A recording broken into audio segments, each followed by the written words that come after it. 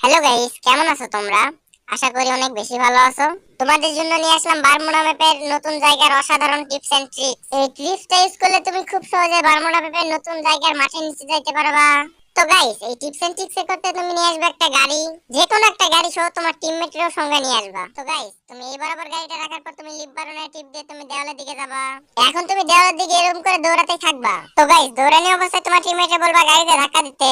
যখন তোমার টিমমেট গাড়িতে ধাক্কা দিবে তখন দেখবা যে ম্যাজিক, তুমি এর মধ্যে ঢুকে যাবা। এখান থেকে খুব সহজে তুমি র‍্যাঙ্ক পুশ করতে পারবা। এছাড়াও তুমি যদি চাও এখান থেকে খুব সহজে অনেকগুলা কিল করে নিতে পারবা। তো গাইস, কিল করার জন্য তুমি একটা নিয়ে আসবা পোর্টাল।